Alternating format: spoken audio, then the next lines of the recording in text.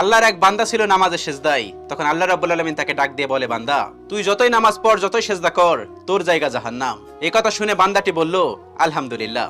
আল্লাহ তখন বলে, এই বান্দা, জাহান্নামের কথা শুনে কেউ আলহামদুলিল্লাহ কয়? বান্দা তখন বলে, আল্লাহ, জাহান্নামের মালিকও তুমি, জান্নাতের মালিকও তুমি।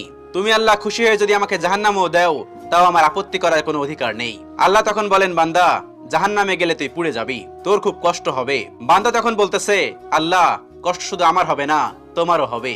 আল্লাহ তখন বলতেছে, বান্দা, তুই পুড়বি জাহান্নামের আগুনে, আমার কষ্ট হবে কেন? বান্দা তখন বলে, আল্লাহ, কোনো মায়ের কোল থেকে যদি কোনো বাচ্চা পানিতে পড়ে যায়, তাহলে কোনো মাই দূরে দাঁড়িয়ে থাকতে পারে না, দৌড়ে গিয়ে বাচ্চাকে কোলে নেয়। আমার বিশ্বাস ওই মায়ের চেয়ে কোটি কোটি গুণ দয়া তোমার বেশি।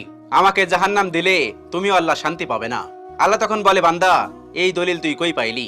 বান্দা তখন বলে, আল্লাহ, আমাদের জাতির পিতা ইব্রাহিম আলাইহিস সালাম তোমার প্রেম মুখে নিয়ে যখন নমরুদের আগুনে পড়ে গেল, তার আগেই তুমি বলে দিলে